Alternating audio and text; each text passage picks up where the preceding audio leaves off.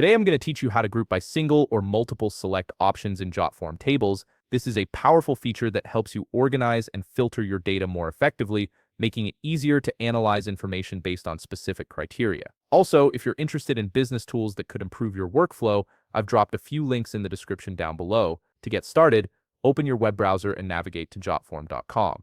Once you're on the home page, you'll need to log in using your credentials. Enter your email address and password to access your Jotform account. This will take you directly to your dashboard where all your forms and tables are stored. From your dashboard, locate the existing table you want to work with. You'll see a list of all your tables displayed here.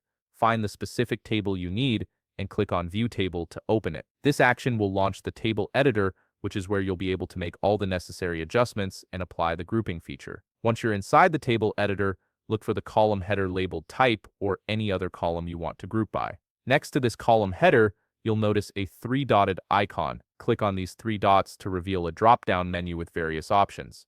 From this menu, select Group By. This is the key feature that allows you to organize your table data based on the values within that particular column. After selecting Group By, you'll see a list of options or checkboxes representing the different values within that column. Go ahead and check all the boxes corresponding to the groups you want to create.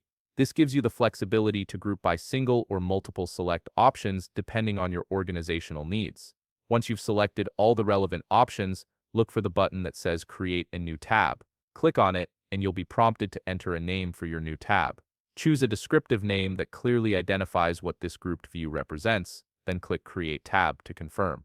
Now the system will need a few seconds to process your request and load the newly created grouped view. During this time, Jotform is organizing your data according to the grouping criteria you specified. Be patient and let the page fully load before proceeding. Once it's done, you'll see your table data neatly organized into groups, making it much easier to navigate and analyze.